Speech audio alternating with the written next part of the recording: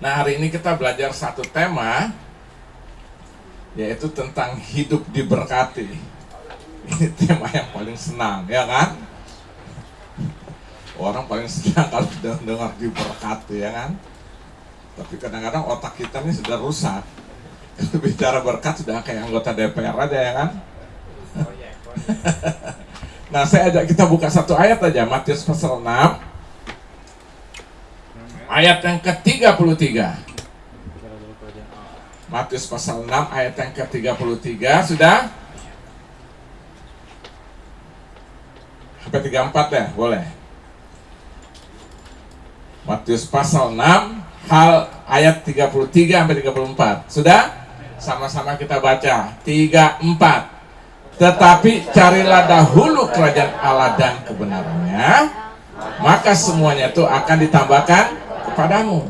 Sebab itu janganlah kamu khawatir akan hari besok, karena hari besok mempunyai kesusahannya sendiri. Kesusahan sehari cukuplah untuk sehari. Nah, hari ini saya berikan satu tema, yaitu hidup diberkati. Nah, saudara lihat di sini, Yesus sedang berbicara tentang satu prinsip yang paling mendasar dalam kehidupan orang percaya. Pada saat itu dia berkata bahwa ayat 33, tapi carilah dahulu kerajaan Allah dan kebenarannya, maka semuanya apa? Akan ditambahkan kepadamu. Nah, kalau saudara perhatikan konteks yang Yesus berbicara ini tentang apa? Khawatir. Kenapa sih orang khawatir? Pasti orang khawatir tuh hubungannya dengan apa? Dengan yang paling utama adalah kebutuhan hidup. Amin? Apa yang saya mau makan, apa yang saya mau minum. Nah, itu sebabnya Yesus tekankan di sini setelah dia menjabarkan jangan khawatir, dia membandingkan antara hidup manusia dengan burung. Dia katakan burung aja yang tidak menabur, menuai, menyimpan, hasilnya dalam lumbung aku pelihara, dipelihara oleh Tuhan. Bunga bakung di padang yang tidak memintal menghiasi diri, keindahannya melebihi jubah Salomo. Dia bilang, dia membandingkan, nah kenapa kamu harus takut khawatir? Nah, kalau kita bicara tentang yang namanya khawatir, pasti lari-larinya buntut-buntutnya masalah uang. Karena uang itu akan memenuhi seluruh kebutuhan hidup. Sandang, pangan, papan terpenuhi karena uang. Amin? Nah, sampai akhirnya Yesus menekankan hal itu supaya jangan kamu khawatir. Lalu dia katakan, tapi carilah dahulu kerajaan Allah dan kebenarannya, semuanya akan ditambahkan. Apa yang ditambahkan itu? Kebutuhan hidup itu yang kita khawatir itu loh. Nah, seringkali orang berbalik, saudara, dia kejar dulu tambahannya, ya udah bablas. Coba saudara lihat ayat Matius pasal 6 tadi ayat 11. Dalam doa Bapa kami standarnya apa dia katakan? Berikanlah kami pada hari ini makanan kami yang secukupnya. Berarti standar dalam Tuhan untuk memelihara hidup kita, standar minimal pasti cukup. Amin. Saya percaya orang yang dalam Tuhan, anak Tuhan tuh pasti diberkati Tuhan. Amin. Saya berulang-ulang berkata, saya tidak percaya orang yang cari Tuhan sungguh-sungguh hidup dalam Tuhan, hidupnya itu menderita, melarat, susah, sampai mau makan harus mengemis. Saya tidak percaya itu. Apa dasarnya? Lihat pasal 7-nya. Kenapa? Saya tidak percaya itu. Karena Tuhan sudah jamin. Kenapa dia jamin kita? Karena kita anak. Amin? Kita anak. Coba perhatikan ayat pasal 7 ayat 7 sampai 11 saya baca. Sini, mintalah, maka apa? Akan diberikan kepadamu. Carilah, maka kamu akan mendapat. Ketoklah, maka pintu akan dibukakan bagimu. Karena setiap orang meminta menerima, dan setiap orang mencari mendapat, dan setiap orang mengetok baginya pintu dibukakan. Adakah seorang daripadamu yang memberi batu kepada anaknya jika ia meminta roti, atau memberi ular jika ia meminta ikan? Jadi jika kamu yang jahat tahu memberi pemberian yang baik kepada anak-anakmu, apalagi Bapakmu yang surga, ia akan berikan yang baik kepada mereka yang meminta kepadanya. Jadi saudara lihat, kenapa saudara Tuhan jamin hidup kita? Karena kita anak. Yang pernah ikut serial khotbah saya tentang iman dasar kehidupan orang percaya, salah satu serinya adalah 5 peran kehidupan orang percaya, orang beriman. Ada 5 peran, masih ingat? Peran pertama sebagai hamba itu berbicara kita taat. Peran yang kedua yang saya jalankan dalam hidup saya sebagai seorang murid. Murid itu berbicara belajar. Makanya kita setiap hari belajar dalam kebenaran. Amin. Kenapa kita ada hari ini di gereja? Karena kita belajar. Yang ketiga, peran yang ketiga apa? Sahabat. Sahabat berbicara hubungan, komunikasi, keakraban. Sampai seorang menjadi sahabat tuh karena akrab. Yang keempat apa? Anak. Anak tuh berbicara ahli waris, jaminan Tuhan bagi kehidupan kita.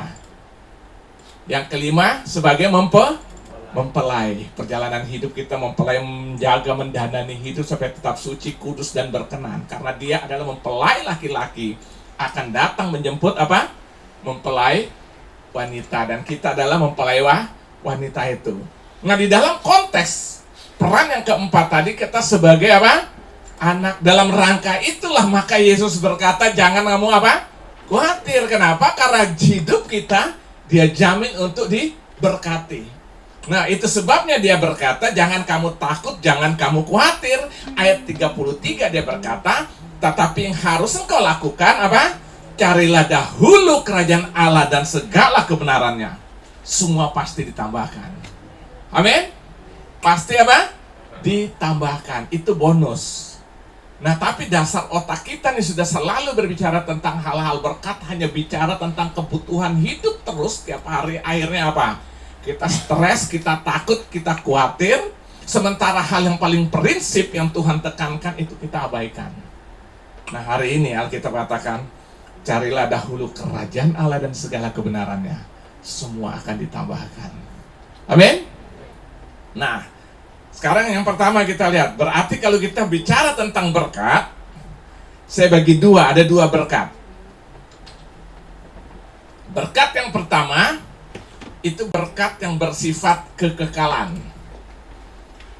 Bersifat kekekalan itu berbicara selalu tentang kerajaan Allah.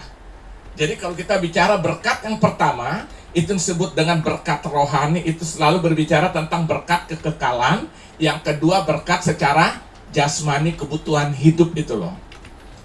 Nah, kita lihat dulu dalam Kolose 3, Kolose pasal ketiga ayat yang ke-1 sampai dengan yang kedua. Ini yang Rasul Paulus tekankan, saudara.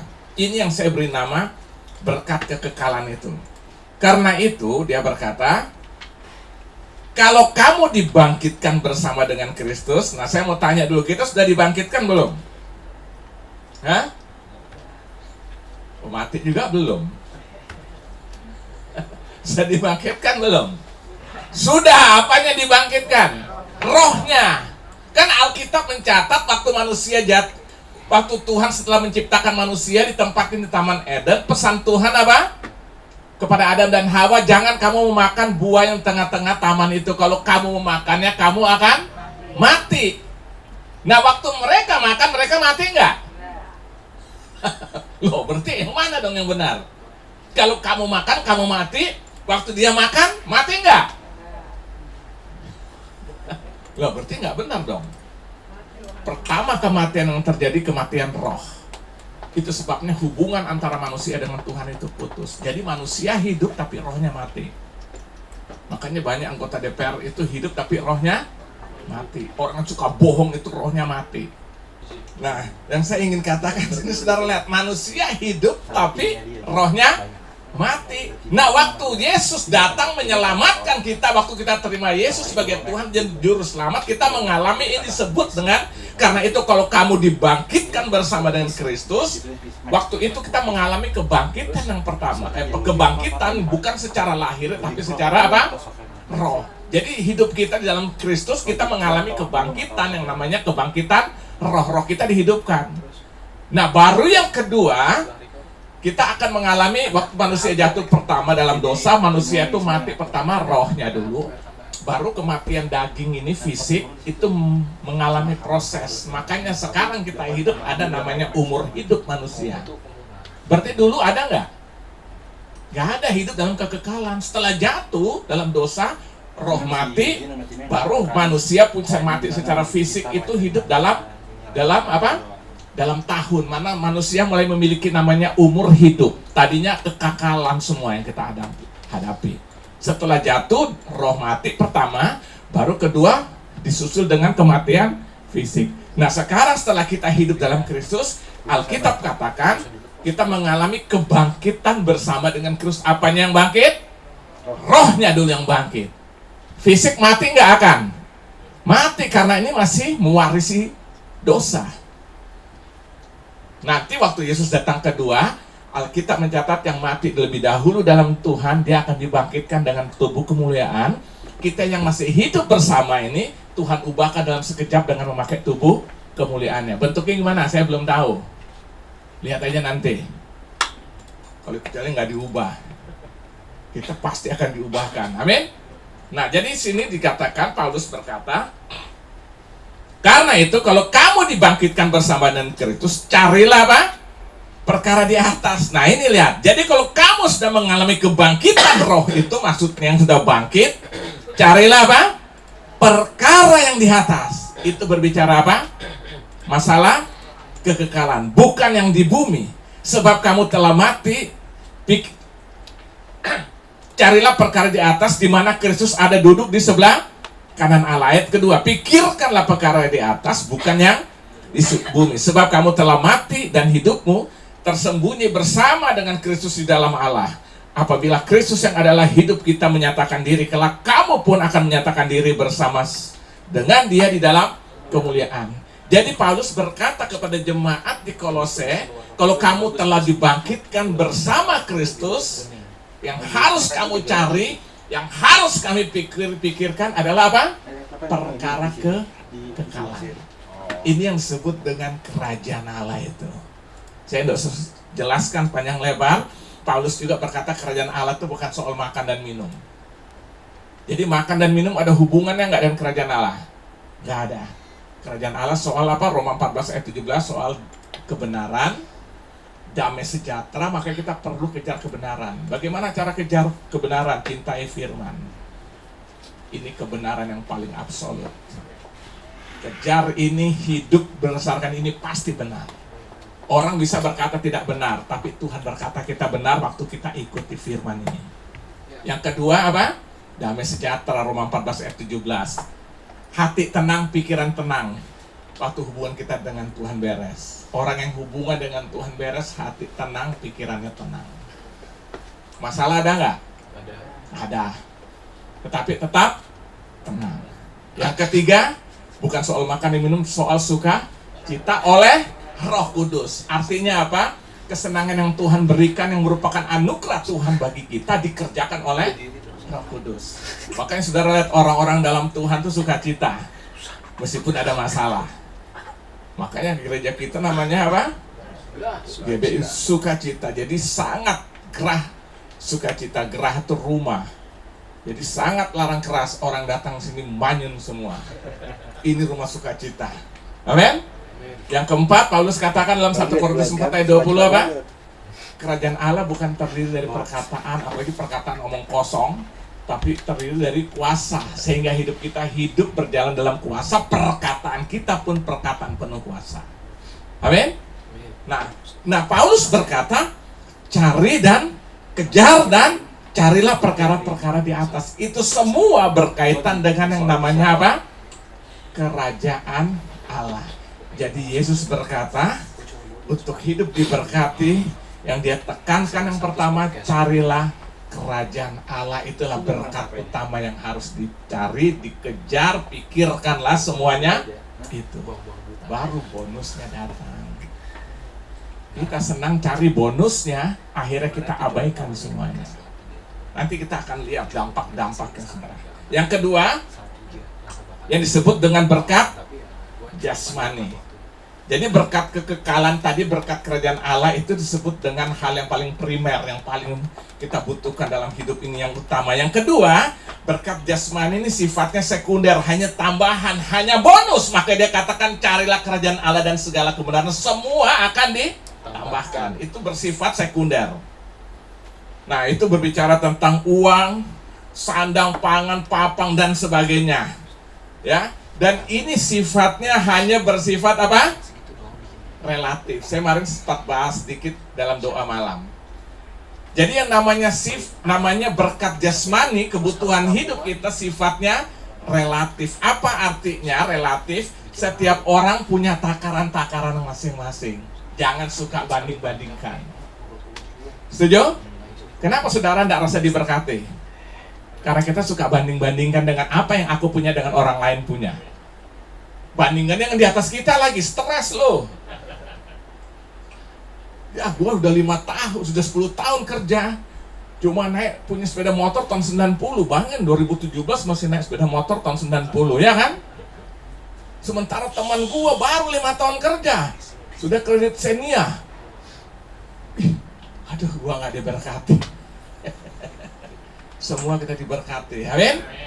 Makanya berkat jasmani jangan suka banding-bandingan. Saudara stres sendiri, saudara tidak akan pernah merasa diberkati karena selalu melihat orang di atas kita lebih dari kita. Saudara stres. Sekali-sekali dong lihat di bawah kita. Waktu kita lihat di bawah kita, kita bersyukur. Amin? Ya masih ada juga naik sepeda ontel. Lo bersyukur biar naik motor tahun 90 kan masih ada yang naik sepeda. Sepeda ontel tapi jangan sepeda juga harganya ada sampai 50 juta sampai ratusan juta. Saya tanya waktu itu, saya lihat di bengkel resmi Mercy jual cuma cap itu kan. Saya lihat harganya 200 sekian. Sepeda tapi lambangnya Mercy. Jangan samai juga, nah itu stres juga ya kan. Saudara lihat, jadi berkat yang bersifat lahirnya itu, tambahan itu sifatnya apa? Relatif.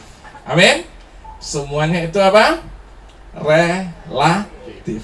Nah itu sebabnya Paulus bilang apa? Apa yang tidak dilihat mata, tidak terdengar telinga, tidak timbul di hati, itu diberikan oleh Tuhan bagi orang yang mengasihi Dia. Itu nanti Tuhan akan kirim lah dengan cara Tuhan sendiri. Coba lihat dulu dalam 1 Raja-Raja pasal 17 ayat 7 sampai 16. Saya baca, perhatikan. Tetapi sudah beberapa waktu sungai itu menjadi kering. Sungai apa namanya? Efrat. Sebab hujan tiada turun di negeri itu. Maka datanglah firman Tuhan kepada Elia. Bersiaplah pergi ke Sarfat yang termasuk wilayah Sidon dan diamlah di sana. Ketahuilah aku telah memerintahkan seorang janda untuk memberi engkau apa? Makan. Ya. Ini pasti bukan janda kembang. Ya. ini janda so tua ini ya kan. Sesudah itu ia bersiap lalu pergi ke Sarfat. Setelah ia sampai ke pintu gerbang kota itu, tampaklah di sana seorang janda sedang mengumpulkan kayu api. Ia berseru kepada perempuan itu, katanya, ini kata Elia kepada perempuan janda miskin itu. Ia berseru kepada perempuan itu, katanya, cobalah ambil bagiku sedikit air dalam kendi supaya aku minum. Ketika perempuan itu pergi mengambilnya, ia berseru lagi, cobalah ambil juga bagiku apa? Bayangkan Elia sudah minta air, minta bikinin roti lagi. Perempuan itu menjawab, lihat, demi Tuhan Allahmu yang hidup, sesungguhnya aku tidak ada roti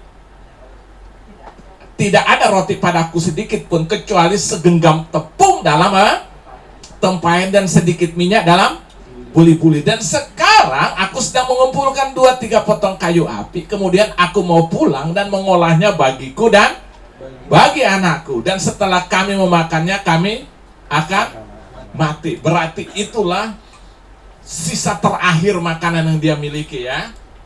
Lalu ayat 13, tetapi Elia berkata kepadanya, janganlah takut, pulanglah, buatlah seperti yang kau katakan, tapi buat terlebih dahulu bagiku sepotong roti bundar kecil daripadanya dan bawalah kepadaku, kemudian barulah kamu buat bagimu dan bagi anakmu. Stop dulu sampai sini.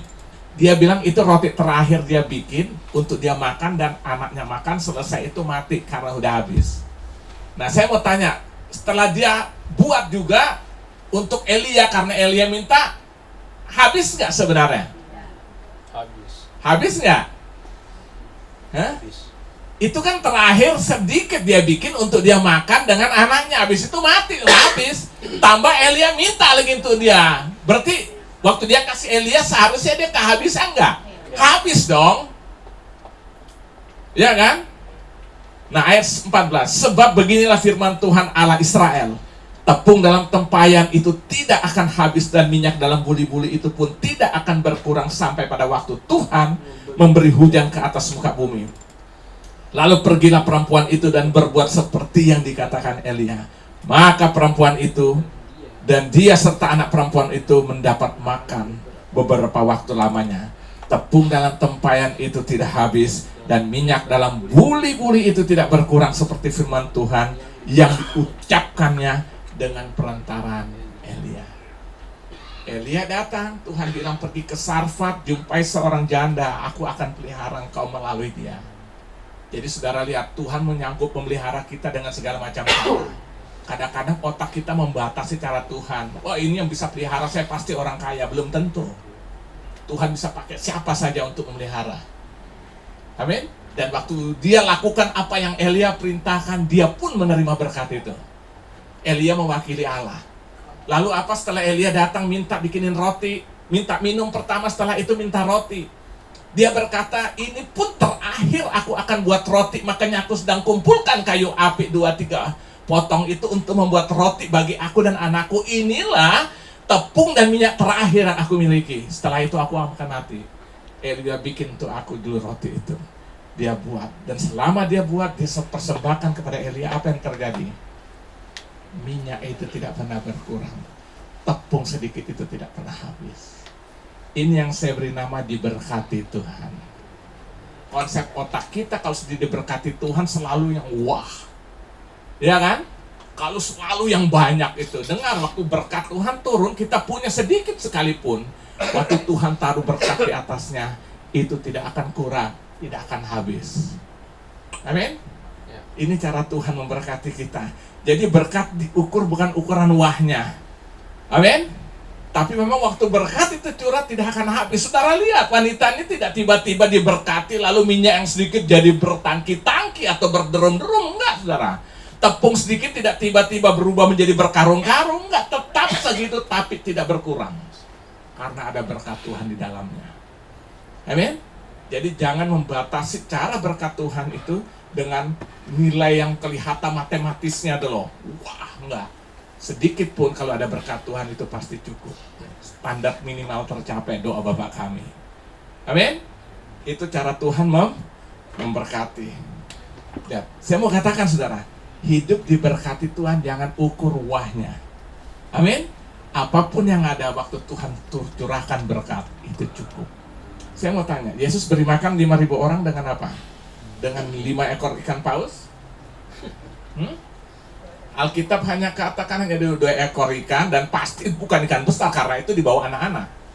Kedua dengan 5 ketur roti. Beri makan berapa ribu orang? Belum termasuk wanita dan anak-anak. Masih tinggal berapa? 12 bakul. Cara Tuhan memberkati kita nggak bisa atur, kita tidak bisa perkirakan. Amin. Tapi yang pasti cukup. Nah, tapi Alkitab katakan, carilah dahulu kerajaan Allah, itu berbicara prioritas hidup kita perkara kekekalan. Baru yang kedua menyusul apa? Hal-hal yang bersifat kebutuhan hidup secara lahiriah ini selama kita di dunia pasti Tuhan cukupkan. Ini yang namanya hidup diberkati. Amin. Jadi saudara punya berkat jangan suka banding-bandingkan ya. Nanti stres sendiri. Biarin kita masing-masing dengan takaran. Yang kedua, jadi kita lihat apa itu berkat. Ada 2, rohani dan jas. Yang utamakan adalah rohani. Yang kedua, apa dampaknya yang terjadi kalau pengejaran akan berkat ini kita balik? Primer tadi, kerajaan Allah, kekekalan menjadi yang sekunder, dan yang sekunder itu kita balik menjadi primer. Nah, sekarang apa dampak yang terjadi kalau pengejaran akan berkat ini kita balik? Primer jadi sekunder, sekunder jadi primer. Apa yang akan terjadi? Kita akan masuk dalam jerat iblis yang menghancurkan. Makanya sampai ada istilah laki-laki kaya jadi nakal, wanita nakal jadi kaya. Benar nggak? Banyak begitu. Ya kan? Nah, jadi dampak yang terjadi kalau pengejaran akan berkat ini kita balik sekunder jadi primer, primer jadi sekunder, kita akan masuk dalam jerat iblis yang akan menghancurkan hidup. Amin. Makanya saya bangga jadi orang Kristen, saudara. Moral, ajaran Kristen itu bermoral banget loh. Hanya boleh punya satu istri, hanya boleh punya satu suami, tidak boleh bercerai. Kecuali maut memisahkan. Terhormat gak? Wanita-wanita terhormat gak? Terhormat banget, saudara. Firman Tuhan yang ajarkan kita nih hidup bermoral banget. Kita baru lihat dalam sisi keluarganya aja. Hidup berkeluarganya udah terhormat banget ke Kristenan. Betul? Terhormat, saya bangga jadi anak Tuhan. Ya. Jadi kita lihat kalau berkat ini kita balik, kita akan masuk dalam jerat iblis. Kita buka 1 Timotius. 1 Timotius pasal 6 ayat 7 sampai dengan ayat 10. Sebab kita tidak membawa sesuatu apa ke dalam dunia ini, dan kita pun tidak dapat membawa apa-apa keluar. Setuju ya? Gak ada orang lahir langsung kaya tuh, telanjang semua. Oon telanjang. Asal ada makanan dan pakaian, cukuplah. Perhatikan ayat 9. Tetapi mereka yang ingin kaya terjatuh ke dalam pencobaan, ke dalam jerat, dan ke dalam berbagai bagian nafsu yang hampa dan yang mencelakakan, yang menenggelamkan manusia ke dalam keruntuhan dan kebinasaan. Perhatikan ayat 10. Karena akar segala kejahatan ialah cinta uang. Sebab oleh memburu uanglah beberapa orang telah menyimpang dari iman dan menyiksa dirinya dengan berbagai-bagai duka. Ayat 10. Karena akar segala kejahatan cintakan uang. Ya, saya mau tanya sekarang, uang jahat nggak? Apa yang buat jahat?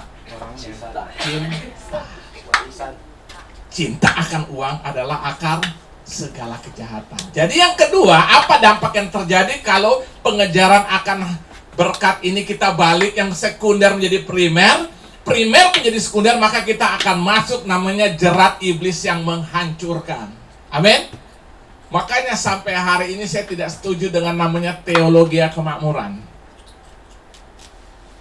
Semua ukurannya uang.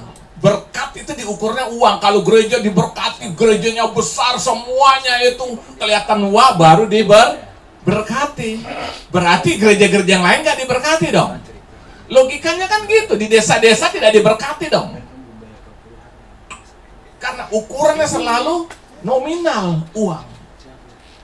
Dan saudara lihat standar gereja seperti ini sekarang sedang nyungsep semua. Saya nggak usah sebut lah, di Indonesia ada beberapa gereja besar yang hancur. Bapak anak ribut, anak sama mantu ribut gara-gara uang. Sekarang bapaknya udah jadi gembala lagi. Agak nyesal, dia bilang dia salah mengajar. Ya udah telat loh. Makanya jangan kejar uang. Hidup diberkati ukurannya bukan uang. Banyak sekali damai sejahtera, sukacita, ya kan tadi kita sudah bahas kan tentang kerajaan Allah itu berkat semua. Sekarang sudah gereja-gereja ini semua nyungsep, akhirnya bermasalah dengan kasus hukum di Singapura ada, saya nggak usah sebut lah pendetanya, ya kan. Jadi, kita terkenal gereja terbesar dulu katanya di dunia juga kasus hukum anaknya yang di mana? Di Korea. Semua masalah itu semua konsep pemahamannya teologi kemakmuran. Sampai diajarkan kalau saudara ingin mendapatkan sesuatu, berdoa, bayangkan. Mau sepeda, bayangkan. Mau warna apa? Sampai dibayangkan. Mana ada ajaran Alkitab mengajar seperti ini? Amin. Tuhan memberi bagi setiap orang, dia tahu yang terbaik bagi anak-anaknya. Gak usah menghayal-hayal lah, ya kan? Dulu sempat stres, saya sempat, waktu saya ingat kan tahun 86, 8 itu kan rame banget teologi kemakmuran lagi bangkit. Itu sekarang nyungsep semua, habis bikin masalah aja. Ya, maka saya sangat tidak setuju. Ya itu sampai ada satu cerita, 2 anak muda nih sering nongkrong di kafe. Ya pokok tempat kafe nongkrong. Jadi dia naik motor rupanya, kan tuh banyak-banyak cewek kan, menarik perhatian lah anak muda ini. Jadi gantungan kunci sepeda motor digantung yang Lamborghini. Masuk kafe kan. pesan minum dia lempar sengaja itu kuncinya di atas meja. Jadi cewek, wih, Lamborghini ya kan, udah. Jadi akhirnya cewek pada senang dengan dia dekat. Pokok dia kalau datang kafe itu, cewek-cewek pada dekat. Nah teman yang satu tanya, John gimana sih, gue bingung kok cewek pada dekat sama lo semua kan. Wah ada rahasia, tenang, ntar gue kasih tahu. Dia bilang sama temannya, kunci motor lu gantung dong, merek mobil-mobil terkenal, ya kan? Besok gantung, sama-sama ke kafe. Yang satu si John lempar Lamborghini, teman yang satu juga lempar langsung Mercy, ya kan? Tapi cewek nggak dekat, tetap dengan siapa? Si John. Penasaran lagi, John kok gue sudah gantung Mercy kunci motor gue, cewek nggak pada dekat. Akhirnya si John bilang, lu ngomong-ngomong helm lepas dulu dong. Kunci si Mercy, helm lu pakai. Kita lihat, kita ukurannya hal-hal begitu ya kan. Makanya teologi kemakmur seringkali mengukur hal-hal berkat seperti itu. Saya mau katakan hari ini saudara, berkat Tuhan bukan ukuran seperti itu. Amin. Tuhan memberkati kita, apapun yang kita punya waktu Tuhan berkati itu cukup dan dinikmati. Ada orang kaya tapi tidak dinikmati. Makanya Alkitab Salomo bilang sia-siaan semuanya. Amin. Ada orang diberkati dengan harta tapi tidak diberikan karunia untuk menikmati, kata Yesaya. Tapi ada mungkin orang tidak banyak hartanya tapi dia diberikan karunia untuk menikmati berkat Tuhan. Amin. Jadi kita lihat di sini ya, ukuran berkat waktu kita mulai masuk dalam jerat iblis, yaitu waktu kita mau balik yang kita kejar itu akhirnya kita akan masuk dalam jerat iblis. Karena akar segala kejahatan cinta akan uang. Amin. Nah coba saudara lihat. Nah saya mau tanya, Yesus dicobai pernah nggak dengan uang? Dengan hal-hal yang wah gini? Kapan? Di atas bukit setelah puasa. Kalau pernah jawab dong, kapan? Di atas bukit. Ya dalam Matius pasal 4 dia habis puasa. Dicobai nggak? Nah Yesus jadi cobai apalagi kita. Kalau engkau anak Allah, buat batu menjadi roti. Yesus menjawab, firman Tuhan, selalu dia pakai firman. Ada tertulis manusia hidup bukan hanya dari roti, tapi dari setiap firman Tuhan. Gak puas iblis cobai lagi.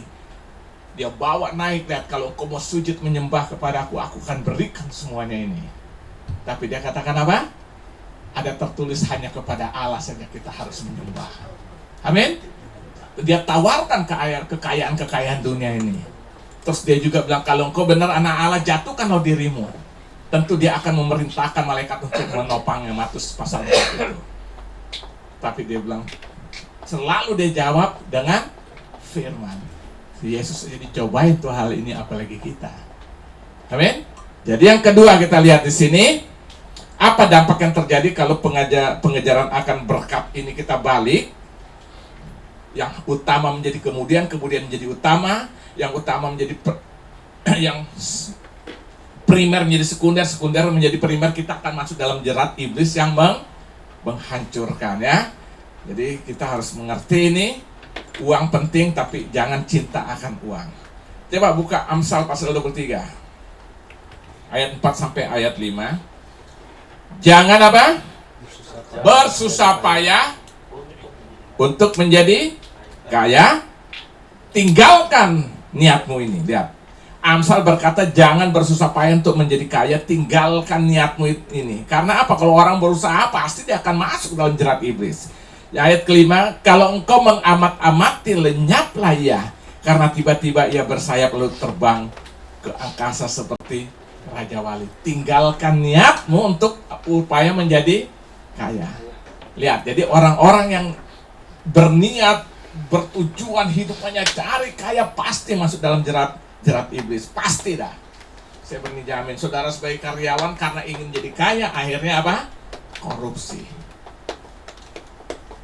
Tapi saya pernah bilang dulu, orang-orang yang hidup seperti ini, nggak jujur ini, apalagi pegawai negeri, dia bilang, lihat, dia hanya dapat menghidupi hidupnya hanya sepertengah perjalanan hidup. Dan saya buktikan ya betul. Begitu pensiun, dan kaya raya, nggak tahu dengan bagaimana cara lo logika sehat kan pegawai negeri kita sudah bisa takar belum gajinya? Tahu golongan 2A, 2B kan sudah ketahuan, tapi bisa hidup punya macam-macam gitu kan? Kaya pasti udah nggak benar. Nah lihat begitu pensiun nggak lama sakit-sakitan, nggak lama innalillahi, betul nggak? Tapi orang yang hidup jujur lurus-lurus, loh itu kalau nggak adil dong Tuhan. Kita hidup dalam kebenaran tapi Tuhan tak pelihara, tapi hidup yang jujur benar, maka Tuhan akan berkati dan pelihara. Jangan bersusah payah untuk menjadi kaya, tinggalkan niatmu ini. Ya, jadi kita lihat yang terjadi, apa dampak yang terjadi kalau kita balik, kita akan masuk dalam jerat iblis yang menghancurkan. Ya, hari ini pastikan jangan hidup untuk jadi kaya, dah hidup jalani aja hidup dengan tanggung jawab. Amin. Berkat kaya itu berkat diberkati, menjadi kaya itu anugerah Tuhan bagi setiap kita. Minimal standar kita cukup. Nah yang ketiga, nah ini kita ada sedikit bahas mengenai bagaimana supaya hidup diberkati secara lahir ya. Artinya secara ekonomi itu ya kan, Tuhan berkati, hal yang tambahannya itu kita bisa berkati, itu bagian kita juga ada terlibat di dalamnya. Ya, untuk bisa diberkati secara lahir tuh ada bagian kita juga. Kita bukan duduk-duduk tidur-tidur tiba-tiba beras turun dari langit, saudara. Enggak, ada bagian juga yang harus kita kerjakan sebagai tanggung jawab. Nah sekarang bagaimana supaya hidup diberkati secara lahir yaitu, nah yang saya pelajari dalam Alkitab yang pertama bagaimana supaya hidup diberkati secara lahiriah ya. Tambahannya tadi kita dapatkan setelah kita mendapatkan kerajaan surga itu, yang pertama menyadari bahwa Tuhan turut mengatur atau turut berperan untuk memberkati.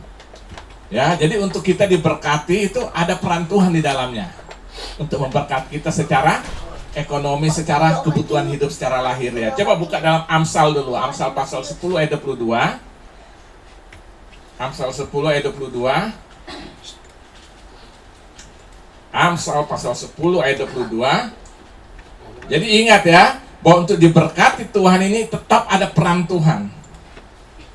Ayat 22, berkat Tuhanlah apa? Yang menjadikan kaya, susah payah tidak akan menambahinya. Jadi yang menjadi memberkati siapa? Tuhan yang menjadikan kita kaya, jerih lelah tidak akan menambahinya. Jadi kita menjalankan tanggung jawab kita, bekerja, berupaya itu sebagai tanggung jawab yang harus kita kerjakan. Tapi untuk memberkatinya tetap ada peran Tuhan di dalamnya. Amin. Kerjakan aja dengan penuh tanggung jawab. Nanti berkatnya Tuhan yang memberkati waktu kita kerjakan itu. Jadi kita ingat ada peran Tuhan. Kadang-kadang kita kan frustrasi kan, akhirnya mikir-mikir seperti itu kan. Aduh, kok saya hidup bekerja seperti ini ya kan. Makanya saudara lihat, saudara nanti baca di rumah dalam Matius pasal 20 ayat 1 sampai 16 itu berbicara tentang seorang bos, orang raja, dia punya kebun anggur. Ada yang masuk dari pagi. Nah semua ada perjanjian, kamu bekerja 1 hari, upahnya 1 dinar. Ada yang bekerja dari pagi. Setelah itu jam 9, ada lagi keluar jam 12 datang disuruh kerja semua. Ada yang jam 3 datang, suruh kerja semua. Terakhir ada jam 5 baru keluar, majikannya bilang, ayo kerja. Si raja ini bilang, kerja. Setelah selesai mereka bekerja, dipanggil untuk perhitungan upah. Ternyata semuanya dapatnya 1 dinar. Yang paling pagi protes dong. Wih, gua dari pagi cuma 1 dinar. Yang jam 5 sore masuk cuma berapa jam, 1 jam, 2 jam, sama upahnya 1 dinar. Marah dia, berontak. Lalu si raja marah. Memangnya gua berlaku tidak adil? Kan sudah perjanjian 1 hari 1 dinar. Kau masuk dari pagi, aku kasih 1 dinar. Fair dong. Nah soal yang jam 5 itu urusan gua punya hak. Harta-harta gua. Setuju nggak? Adil nggak? Hah?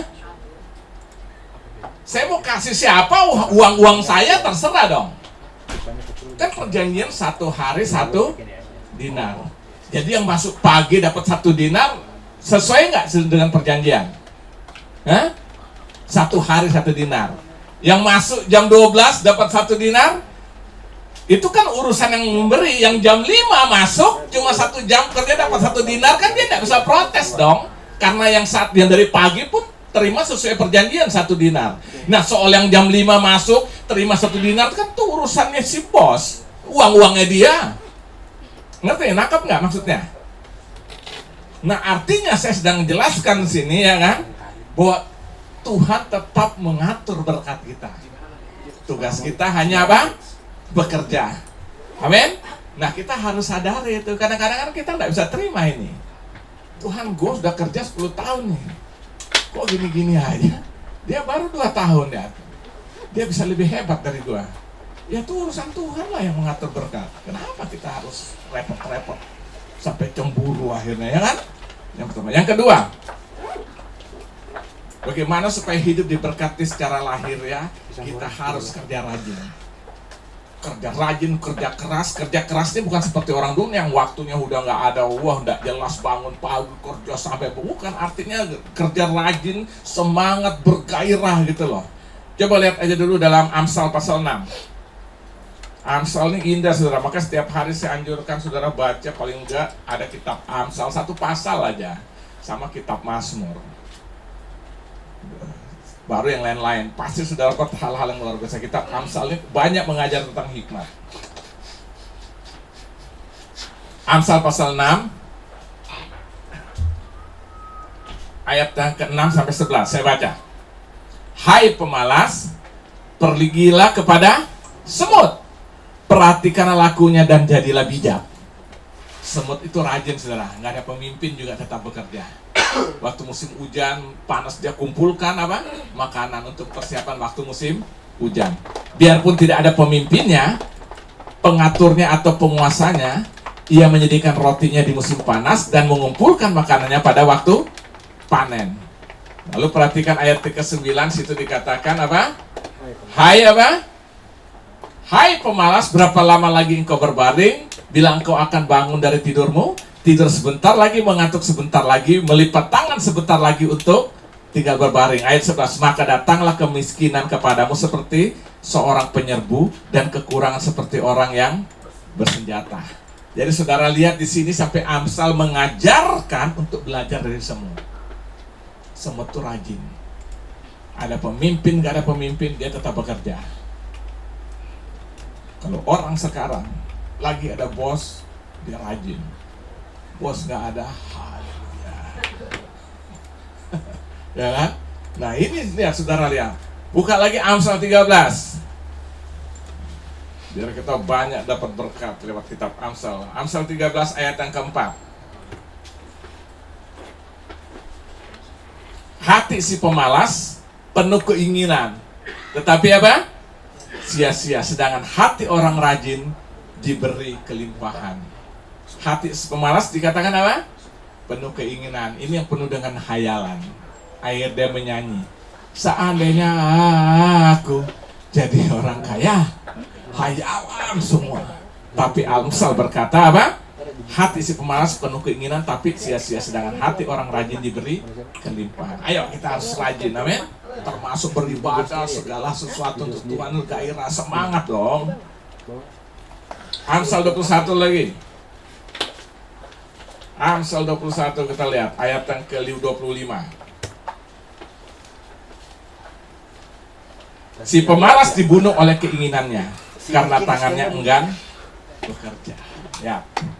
Ya, jadi kita harus rajin, ya, harus rajin. Saya ingat ada seorang ibu dulu, dia berkata, karena mereka ini hanya terima warisan, tapi akhirnya habis juga dari orang tuanya. Jadi ibu ini pokoknya tidak mau berusaha lah. Sementara dia harus pelihara hidup, ada 2 orang anaknya. Akhirnya apa? Dia jawab sok rohani. Loh kan Alkitab bilang jangan khawatir. Kan Tuhan akan pelihara. Aduh saya bilang, Bu itu salah itu. Lihat konteks itu, khawatir bukan apa? Bukan berarti kita duduk tenang-tenang. Kita harus berusaha. Amin. Jadi kita harus rajin bekerja. Karena Tuhan akan memberkati tangan orang yang bekerja. Banyak sekali dalam 2 Tesalonika pasal 3 ayat 10, orang yang tidak mau bekerja jangan makan. Jadi kita harus kerja ya. Nah, yang ketiga, bagaimana supaya hidup diberkati secara lahiriah ini, secara kebutuhan hidup kita. Hidup jujur dapat dipercaya. Coba buka Lukas pasal 16. Lukas pasal yang ke-16. Kita kadang-kadang hancur karena nggak bisa dipercaya sih.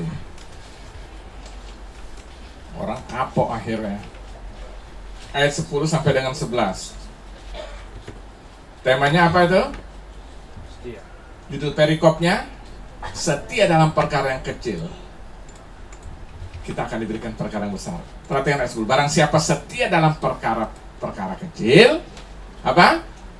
Ia setia juga dalam perkara-perkara besar. Dan barang siapa tidak benar dalam perkara-perkara kecil, ia tidak benar juga dalam apa?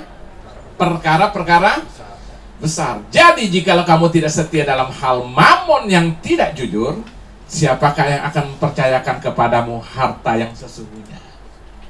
Jadi kita lihat kenapa yang ketiga, bagaimana supaya diberkati. Jadi hidup harus jujur, dapat dipercaya. Seringkali kita gagal, hancur karena tidak dapat dipercaya. Saya punya seorang teman waktu masih tinggal di Priok, orang Chinese dari Bangka. Dia buka warung, toko kelontong itu. Lalu dia pertama kali buka, dulu teman-teman nongkrong lah. Dia bilang sama saya, Steph,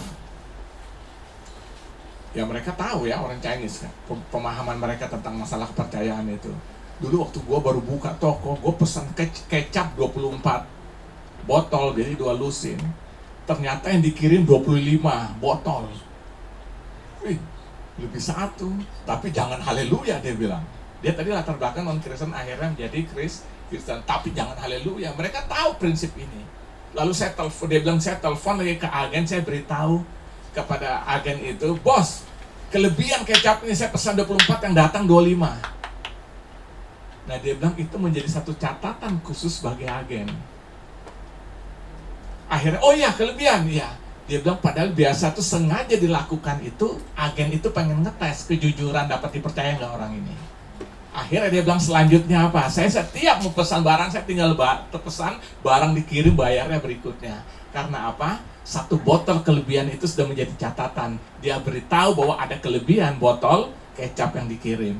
Dan itu menjadi catatan satu yang membuat, ternyata orang ini dapat dipercaya. Sekarang maju banget tokonya. Saudara lihat. Jadi di sini saya mau ajarkan kita, firman Tuhan ajarkan bahwa hidup dapat dipercaya itu penting. Amin. Setialah dalam perkara yang kecil, engkau akan berikan perkara yang lebih besar. Dalam pelayanan juga seperti ini.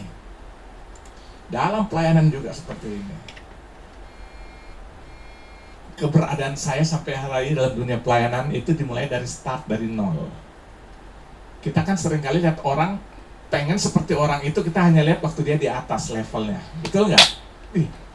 Tapi kita tidak pernah tahu sejarah perjalanan hidup sampai di atas itu bagaimana. Saudara, kalau lihat saya dulu pelayanan di Kota Salatiga, umur 30 tahun jadi tukang pel. Saya pernah saksikan kok di sini. Sampai suatu saat jujur aja daging ini berontak, nggak mau. Waktu saya lagi di pel, lagi pel sendirian, bayangkan tinggal sama orang yang tadi kita nggak kenal, sekarang kita harus kerja, ya dia suruh tukang pel, saya ngepel bersungut-sungut. Kok hidup gue menderita begini ya kan?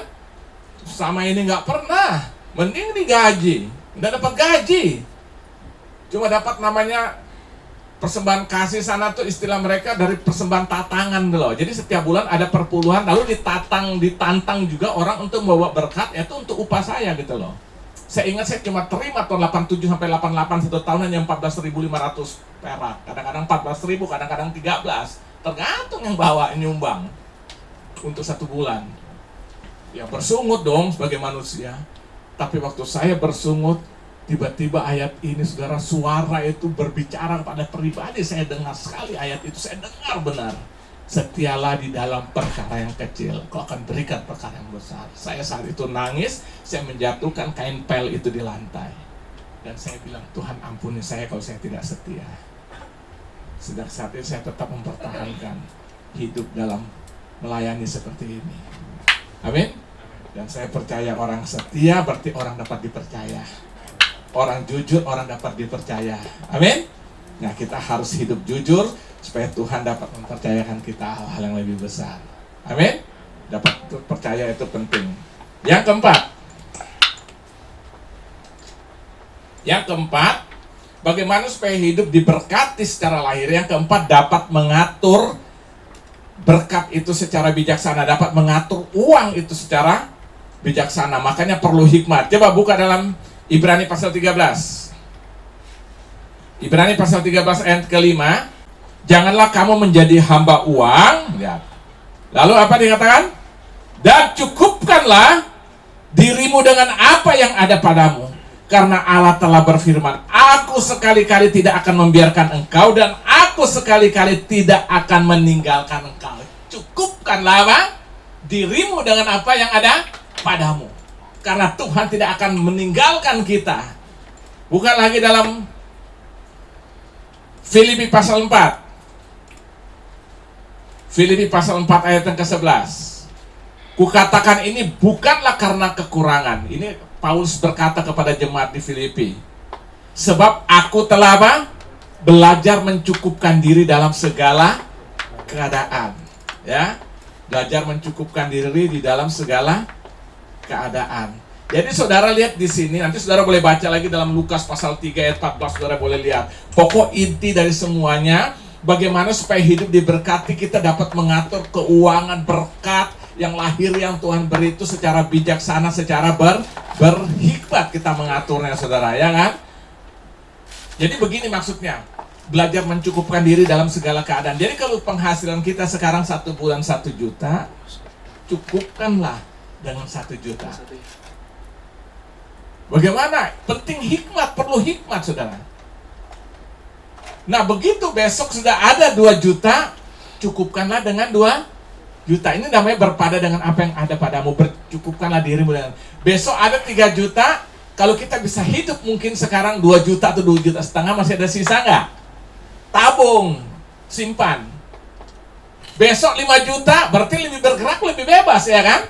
Kita bisa nabung lebih banyak, penggunaan bisa lebih apa? Lebih bebas lagi. Besok 10 juta, lebih enak lagi. Tapi jangan penghasilan 10 juta hidup seperti 1 juta. Ditebak aja sendiri itu. Itu goblok ya, bukan bodoh lagi, goblok ya kan? Itu hidup menderita, saudara, pelitnya minta ampun kayak gitu. Cukupkan aja diri kita, sesuaikan. Amin? Nah, itu yang dimaksud Paulus. Aku belajar mencukupkan diriku dalam segala keadaan. Makanya Paulus itu luar biasa, saudara. Hidupnya luar biasa, saudara. Dia sudah tidak hitung-hitungan. Apa yang ada, dia bisa bagi, dia bagi. Dia pokok belajar mencukupkan diri dengan apa yang ada pada dirinya. Itu sebabnya peribahasa berkata, jangan besar pasak daripada tiang. Hancur. Percaya dah. Ikut aja belajar mencukupkan diri. Yang pasti orang akan sungkan lihat hidup kita seperti itu. Percaya dah. Orang nggak tahu. Kalau kita juga mungkin di rumah cuma makan bubur. Orang kan nggak tahu. Tapi kita tidak pernah berhutang sana, hutang sini. Orang akan hormat. Menjadi kepercayaan. Amin? Orang akan sungkan, percayalah. Saudara pikir kita hidup langsung wah gitu. Sama aja. Tanya istri dong. Dulu waktu Tuhan berkati saudara dapat rumah renovasi, nggak punya duit juga. Akhirnya tanya, lu punya cincin emas apa ini gue jual aja.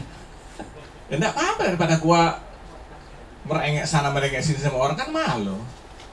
Yang paling lucu, saya sengaja pergi ke pasar Cikini, itu ada toko emas kan. Saya nggak tahu waktu itu ada gelang atau lupa lah waktu itu. Wah, itu udah tahun berapa, 90-an lah itu kan. Jadi setelah Tuhan beri rumah renovasi, uangnya kurang. Dalam renovasi kan harus jalan terus dong.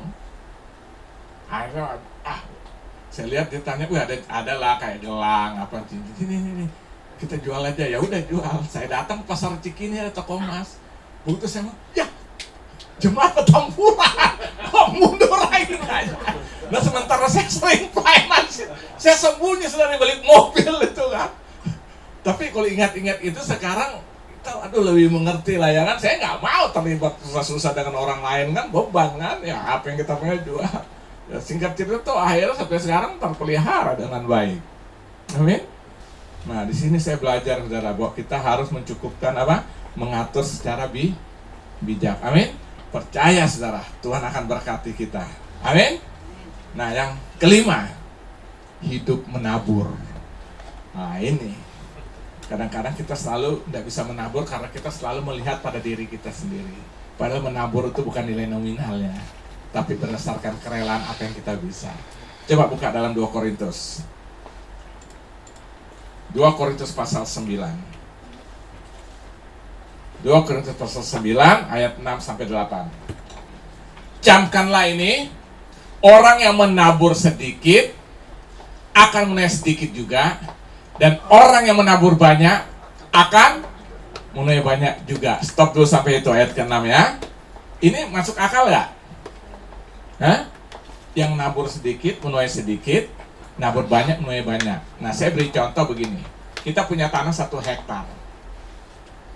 Setelah punya tanah 1 hektar yang setelah kita bersihin, kita bajak, kita airi sampai tanahnya gembur, lalu kita ambil benih padi 10 kita taburkan. Setelah kita tabur benih 10 padi di tanah 1 hektar yang luas itu, waktu kita selesai tabur punya pengharapan nggak untuk menuai? Hah? Punya nggak? Saya tabur, saya punya pengharapan untuk menuai pada waktu musim panen 3 bulan ke depan, saya sudah punya pengharapan karena saya sudah tabur. Begitu 3 bulan ke depan masa penuaian, saya punya tuain nggak? Berapa banyak? Paling 2 kilo, 3 kilo. Karena kenapa? Benih padi yang ditabur cuma 10. Nah sekarang pertanyaannya, bagaimana saya bisa menuai sampai 200 kilo? Seluruh tanah 1 hektar saya tabur benih sampai penuh. Waktu saya tabur sampai penuh, maka saya punya pengharapan pada masa penuaian 3 bulan ke depan saya menuai, karena saya udah tabur penuh. Akhirnya waktu masa penuaian saya tabur, saya tuai berapa ratus kilo? Bisa 100, bisa 200, karena 1 hektar tanah sudah dipenuhi. Jadi logik nggak? Orang yang tidak bisa menabur jangan harap akan menuai. Tapi perhatikan ayat ke-7. Hendaklah, nah ini masing-masing memberikan apa? Menurut kerelaan apa? Hatinya, jangan dengan sedih atau karena paksaan, sebab Allah mengasihi orang yang beri dengan sukacita, dan Allah sanggup, lihat, melimpahkan segala kasih karunia kepada kamu supaya kamu senantiasa berkecukupan di dalam segala sesuatu dan malah apa? Berlebihan di dalam pelbagai kebajikan. Tapi yang kedua, perhatikan motivasi dalam menabur itu harus benar. Makanya ayat 7 berkata, hendaklah masing-masing memberikan menurut kerelaan hatinya, jangan dengan sedih atau karena paksaan. Jadi waktu kita menabur, kita harus memberi dengan sukacita. Nah, saya mau katakan hari ini, saudara tidak punya kesempatan untuk menuai waktu saudara tidak menabur. Tapi taburkanlah dengan hati yang penuh sukacita, bukan paksa. Amin. Nah, konsep teologi kemakmuran hanya jor-joran, karena ini sudah salah. Apalagi diiming-iming, kalau saudara beri, saudara akan diberkat 30, 60, 100 kali lipat. Aduh, gua nggak usah 60, usah 30 aja. 10.000 kali 30 berapa? 300, lumayan juga. Dia memberi tapi motivasinya sudah salah. Tuhan dibikin kayak ikan. Lempar pancing sepotong, umpan, dengan harapan ikan gede. Ini namanya bertransaksi dengan Tuhan. Kita harus menabur supaya punya kesempatan untuk menuai. Tapi ayat 7 berkata, berilah dengan sukacita.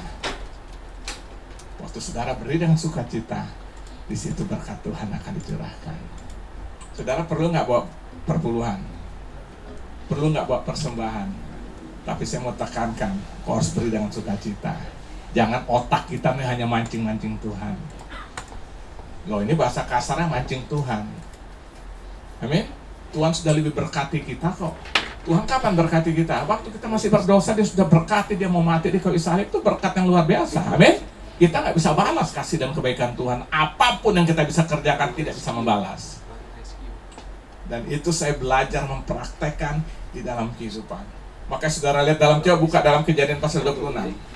Ayat 12-14. Maka menaburlah Ishak di tanah itu dalam tahun itu juga. Ia mendapat hasil 100 kali lipat sebab ia diberkati Tuhan. Dan orang itu menjadi kaya, bahkan ia kian lama kian kaya sehingga ia menjadi sangat kaya. Ia mempunyai kumpulan kambing domba dan lembu sapi serta banyak anak buah sehingga orang Filistin itu cemburu kepadanya. Saudara boleh baca nanti dari awal, saudara lihat di sini. Jadi saudara lihat, atau kita menabur, tapi kita tabur dengan hati yang penuh kasih, maka disitulah akan menjadi berkat bagi kita. Amin. Kita akan menuai kembali. Tapi motivasinya benar. Amin. Kita memberi perpuluhan, memberi persembahan itu bukan hanya karena mancing-mancing Tuhan, bukan. Karena kita belajar memberi yang terbaik bagi Tuhan. Kita tidak bisa balas kasih dan kebaikan Tuhan. Amin. Saya selalu bilang, Tuhan, saya tidak bisa balas kasihmu, kebaikanmu aku nggak bisa balas. Tapi apa yang aku bisa ini, aku hanya belajar untuk mengucap syukur atas kebaikanmu. Semakin saudara lakukan itu, saudara lihat berkat Tuhan berkelimpahan. Sampai hari ini kami belajar, saya lakukan itu. Bukan hanya sekarang, dari dulu. Saya selalu bilang, pokok Tuhan suruh lakukan. Sampai hari ini. Itu saya belajar. Dan tidak perlu orang tahu. Alkitab bilang apa? Tangan kanan memberi, tangan kiri tidak perlu tahu. Sampai hari ini. Makanya saya kadang-kadang sangat hati-hati bersaksi. Kenapa? Kesaksian kalau nggak hati-hati bisa didompleng dengan kesombongan. Ya kan? Tapi kalau kita kasihnya banyak. Saudara-saudara, saya tarik man berkati orang itu 100 juta. Kita sedang mau memamerkan nih, gue punya duit banyak. Maka saya kalau tidak Tuhan suruh, saya tidak akan ceritakan. Nggak perlu, biar urusan kita dengan Tuhan aja. Amin. Jadi yang menabur sedikit, menuai sedikit, menabur banyak, menuai banyak. Itu hukum. Tetapi motivasi harus benar. Amin. Jangan pancing-pancing Tuhan ya. Tuhan itu baik banget bagi kita. Yang terakhir, bagaimana supaya hidup diberkati? Yang terakhir, memiliki kapasitas atau kemampuan menampung berkat. Kadang-kadang Tuhan belum berkati kita seperti yang kita mau itu. Kenapa? Kita belum punya kapasitas menampung berkat itu. Saya beri contoh dong, anak yang terhilang dalam Lukas 15 itu. Minta-minta, bagi dong warisan bapaknya, kasih. Terpaksa sebenarnya. Hancur nggak? Hancur kan? Uangnya banyak, hidup dengan pelacur, foya-foya, sampai makan, bukan makan babi, tapi apa? Makan makanan babi. Makan babi enak. Ini makanan babi dia makan. Tapi puji Tuhan dia sadar, dia kembali. Kadang-kadang Tuhan belum memberkati kita karena kapasitas kita belum mampu menerima berkat itu. Amin. Waktu Tuhan mau, dia akan memperbesar dulu kapasitas. Baru bisa dia berkati kita. Amin. Nah itu sebabnya hari ini supaya kita diberkati Tuhan. Ayo saudara, kita sadar kapasitas itu penting.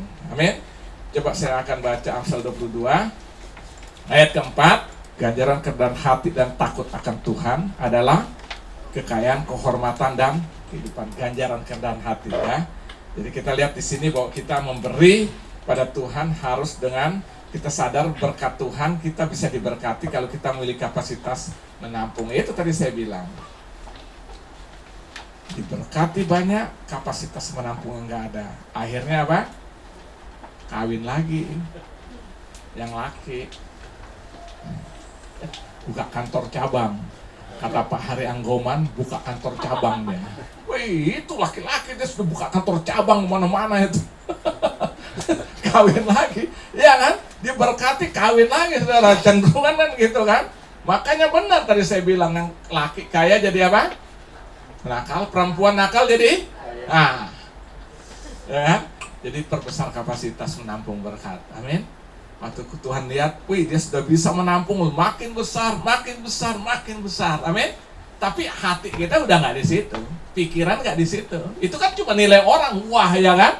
Kalau kita nggak seperti Om Ho tadi, mobil ada berapa tuh hadiah ulang tahun semua, saudara nggak beli. Dari Casio semua itu. Tahu nggak Casio? Kasih orang. Tapi lihat tiba-tiba turun dari kendaraan penurapan itu, buka pintu yang